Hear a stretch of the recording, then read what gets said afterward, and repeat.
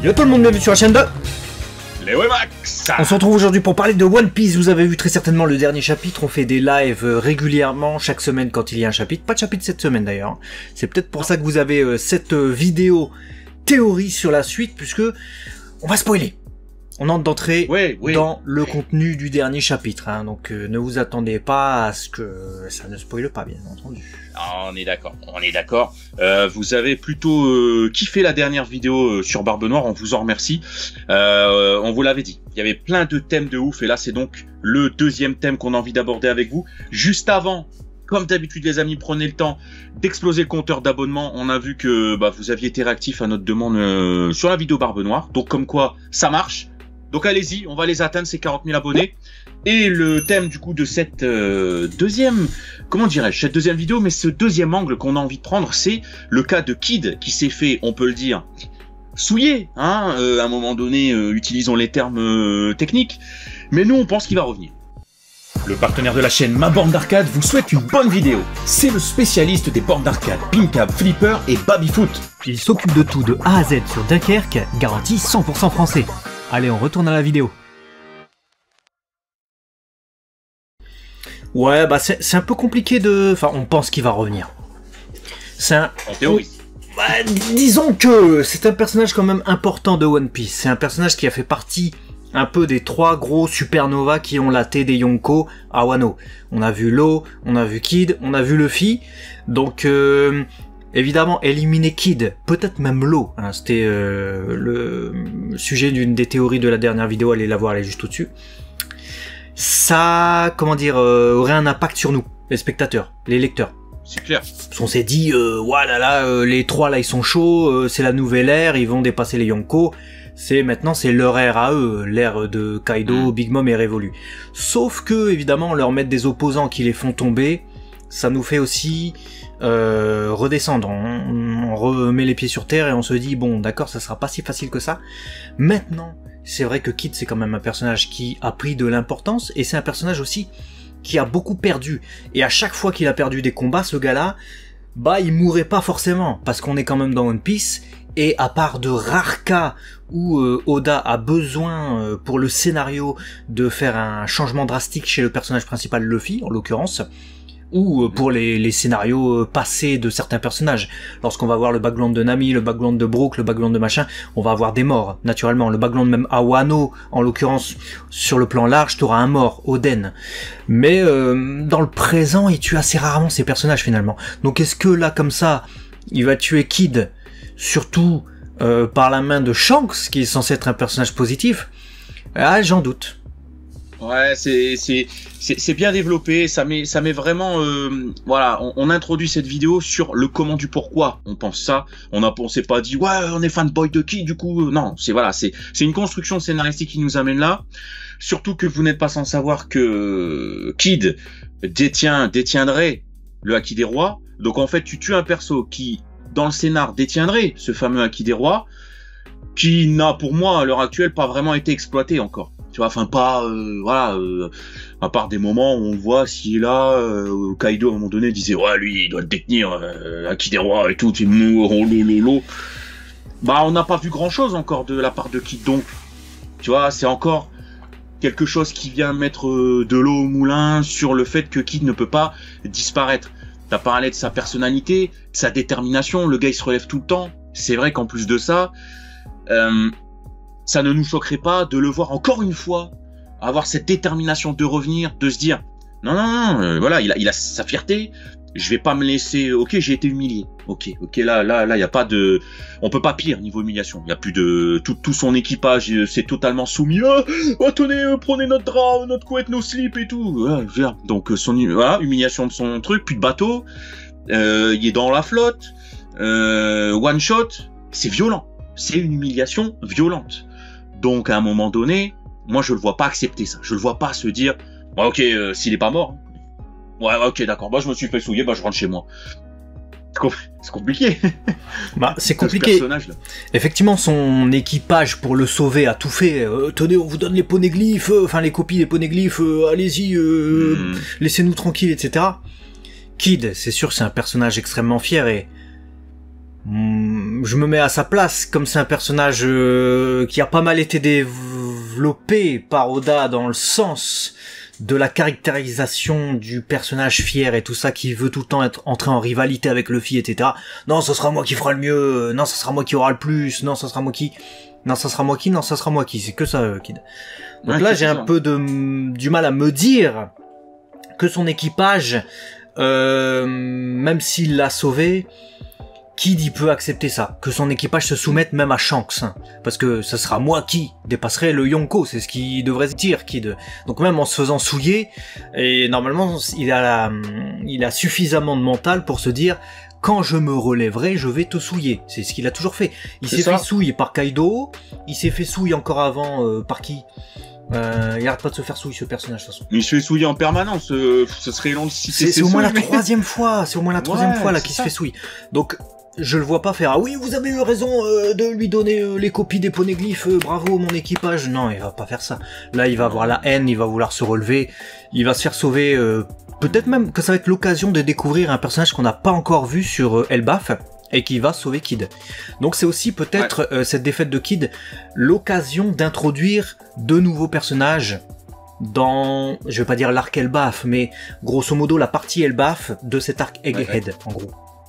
Ouais, tout à fait. C'est-à-dire que on pourrait avoir, je sais pas, par exemple Loki. Voilà, ce perso énigmatique d'Elbaf qui, voilà, a un nom, qui a son importance, et on sait pas trop ce qui se passe. Imaginons que Loki sauve Kid. Parce qu'on ne sait pas si 100% des géants sont, entre guillemets, les suiveurs, amis de Shanks. Peut-être qu'il y a une partie des gens, non. Peut-être qu'il y en a qui sont un peu plus, je sais pas, opposés à ça. Peut-être qu'il y a deux mentalités sur Elbaf. On sait pas. Je veux dire, on n'est pas à l'abri. Il faut que quelqu'un le sauve. De toute façon, il faut que quelqu'un le sauve. Il est dans la flotte. Il faut qu'il se fasse sauver par quelqu'un ou quelque chose. Sinon, il est mort. Bien Ça, c'est sûr. factuel. Ouais, et Donc, c'est vrai que ça peut être Loki, hein, mais ça peut être effectivement aussi souvent c'est des persos féminins et qui te sauvent et tout ça dans One Piece, Ouais. et ça te crée une petite histoire, etc. Même avec Ace dans les petites histoires, les mini-histoires, il s'était fait sauver par une fille qu'on a revue plus tard, et sa ville était attaquée par... c'était qui? C'était Barberousse, dites-nous dans les commentaires. Et Ouais, à un c'est moment donné, ça avait été libéré par les révolutionnaires. Donc ça, c'est des trucs qu'Oda aime bien faire. Donc on verra de ce côté-là. Après, j'ai aussi une réflexion par rapport à une défaite de Kid et d'un Supernova là. C'est un peu bizarre dans le sens où on a eu toute une construction depuis 15 ans. Où Oda nous dit c'est la nouvelle génération. La nouvelle génération va surpasser l'ancienne. La nouvelle génération est même en concurrence. Enfin, tous leurs membres les uns avec les autres. Law avec Luffy, Luffy avec Kid, etc. Et là, tu me dis, ouais non, en fait, on oublie tout ça. La vraie concurrence pour Luffy, bah, c'était ceux qui étaient là depuis le début. Hein. C'est l'ancienne génération, c'est Shanks, en fait. C'est un peu bizarre, hein. c'est un peu bizarre parce que c'est des piliers à abattre, mais entre guillemets pour passer vraiment à 100% dans la nouvelle ère. Mais je suis d'accord avec toi. Là, on a plutôt cette course à qui va être le nouveau seigneur des pirates dans la nouvelle ère. On est bon, voilà, ok. Big Mom et Kaido, à un moment donné, ils se sont dit, oh, ça fait 20 ans, vas-y, viens, on cherche le One Piece à deux. Bon. Ok, on s'est dit, ça fait 20 ans t'es là, frère, à boire des pintes, à un moment donné, peut-être te réveiller avant. C'est ça. Donc on n'y a pas cru. Donc effectivement, on est plutôt à se dire qui, même si voilà, c'est le héros, le fils. Donc c'est comme dans tout shonen, quand Naruto déclare je vais être Hokage, tu sais très bien qu'à la fin il va pas finir pâtissier. Bon, voilà, Luffy il dit depuis l'épisode 1 je veux être le seigneur des pirates. Bon, excusez-moi les autres. On le sait, mais on aime voir cette course. Et c'est aussi pour ça que c'est difficile de croire que Kid va se résoudre. Lui qui, comme tu l'as dit, c'est moi qui. Il a le même rêve que Luffy, devenir seigneur des pirates. Il y a un certain respect, même s'ils savent pas trop se saquer, mais il y a un certain respect de cette course au One Piece. C'est un peu son opposé sur. Donc ouais, il y a vraiment cette rivalité, ce fight de la nouvelle ère. Là, on te dit c'est Shanks. Et puis tu l'as dit, c'est le terme que tu as utilisé au début de cette vidéo. Shanks n'est pas un mauvais bougre, il n'est pas synonyme de noirceur. Shanks, si encore c'était Barbe Noire, on aurait pu se dire wow, on sait pas trop en fait. Peut-être que c'était la défaite de de Kid. Mais là, Shanks, on a en du fait, mal à le... ça change tout si c'est Barbe Noire. Je vous explique, ça change tout. Si c'est Barbe Noire, c'est un peu l'opposé de Luffy, c'est le Némésis. Reprenez la dernière vidéo, on a tout dit dessus, on va pas remettre une couche. Mais grosso modo, Barbe Noire, c'est un peu celui que Luffy devra abattre. Légitimement. Bah ouais. Luffy, il va pas devoir abattre Law, il va pas devoir abattre Kid. Par rapport à la construction scénaristique qu'on a eu de One Piece, on voit bien qu'ils sont en concurrence. Mais ils se tolèrent, ils vont même cohabiter et même combattre ensemble s'il le faut. Luffy il va pas combattre avec Barbe Noire. Luffy il va pas combattre avec Barbe Noire. Hein. Donc Barbe Noire ça va être le gars à abattre.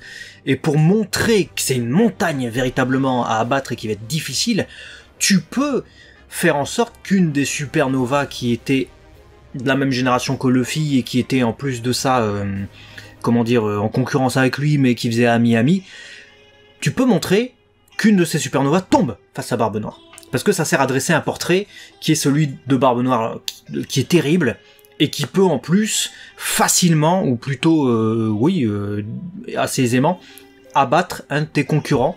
Et du coup, tous ceux qui se dresseront sur sa route, et tous ceux qui tenteront d'avoir le One Piece, auront des difficultés. Et là, du coup, on frémit un peu pour Luffy. Tandis que contre Shanks, ça peut pas nous offrir le même message. Shanks, il nous est dépeint depuis le début comme un peu le père spirituel de Luffy. Il va le retrouver, il va lui rendre son chapeau. Alors mort ou vivant, ça c'est un autre sujet. Ça c'est autre chose. Mais c'est pas le gars qui est là pour balayer tous les obstacles de Luffy. Sinon Luffy il a pas d'obstacle, vas-y on lui donne le One Piece, c'est bon, c'est réglé, au revoir. C'est ça, c'est exactement ça. Il est pas là pour endosser la responsabilité du tailleur de haie, genre voilà, je t'ai fait ton passage, ni pour endosser la responsabilité de je suis le méchant, j'ai tué tout le monde. Ce serait un peu une grosse déception, en tout cas je trouve, sur le traitement du personnage de Shanks, et Oda est suffisamment intelligent pour ne pas tomber dans ce genre de choses-là. Tu parlais de Barbe Noire d'ailleurs il y a un instant. La réaction qu'on a là quand on a vu le bateau de Barbe Noire, hein, on va pas revenir sur tout ce qu'on a dit la dernière vidéo, mais quand même juste histoire de souligner, on se dit bateau Barbe Noire et l'eau alors dans tout ça, on frémit un peu quand même, on se dit qu'est-il arrivé à l'eau si le bateau de Barbe Noire est là et si Barbe Noire est dans ce bateau, voilà, c'est pas la même chose que là Shanks Kid, tu vois. Donc voilà, puis je pense aussi que de toute façon cette défaite de Kid face à Shanks va un peu reposer les bases. Tu l'as dit, on s'emballait un peu trop en mode ça y est, que ça commence à avoir des trucs. Il a calmé le jeu et ça peut servir de morale entre guillemets un peu, une sorte de défaite pas moralisatrice mais qui va servir de moteur, de prise de conscience en se disant ouais, cette nouvelle ère, si je veux vraiment que je sois seigneur des pirates, faut vraiment que je sois le seigneur des pirates. Faut vraiment qu'on dépasse l'ancienne génération sur tous les points. On prise de conscience d'une certaine faiblesse encore, parce que Shanks là il a posé les bases et les bails aussi. Du coup, est-ce qu'on va pas aussi avoir le constat et la naissance d'un power-up pour Kid? Peut-être que voilà, c'est maintenant qu'on va avoir un certain power-up, une maîtrise du Haki des Rois à 100%, que sais-je, je sais pas. Mais ce serait le moment idéal et opportun de le faire. Ouais, soit ça, ce qui permet de perpétuer la concurrence entre Luffy, Kid et puis peut-être même l'eau de l'autre côté. Ou alors, soit carrément une prise de conscience dans le sens où ils ont vraiment été vaincus, eux vont devoir se relever de quelque manière que ce soit, mais Luffy comprend que le nouveau monde, et là le dernier quart de ce nouveau monde jusqu'à atteindre le One Piece, va être difficile. Et donc pourquoi pas une prise de conscience globale pour Luffy en mode ah ouais, ceux avec qui je suis sorti tranquillou de Wano, en fait ils se sont fait balayer. Merde. J'ai intérêt moi-même à power up et à me relever et à être un peu plus puissant, tu vois. Y a moyen que ce soit ça. Mais même s'ils reviennent pas dans la course, quand je dis viennent, je parle peut-être de l'eau, mais là en l'occurrence de Kid, je pense que s'il se relève, il aura appris ou il aura quelque chose, que ce soit en termes de power-up, que ce soit mentalement, que sais-je, qui, même s'il revient pas dans la course, quand je dis ça, c'est même s'il ne redevenait pas prétendant One Piece, que pour moi, j'estime être quasi impossible selon le personnage, mais il aura quelque chose qui sera un atout final pour Luffy dans un moment clé. Voilà, genre on l'attend plus, Kid, on sait pas et tout, et il y a un moment, on aurait besoin de quelque chose, et Kid arriverait en mode putain, il est là avec ça, ouais. Genre vraiment, de la part d'Oda, genre un gros what the fuck. Il aime bien faire ça.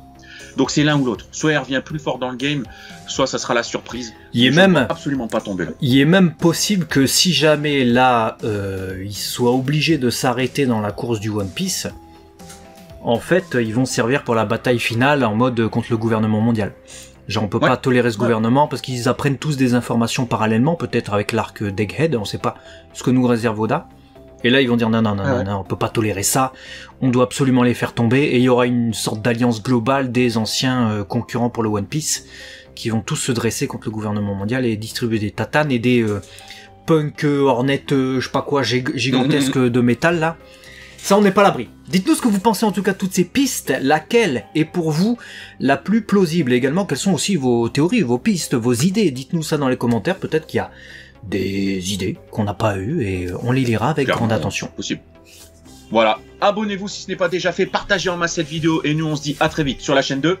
Les Wemax, à la prochaine.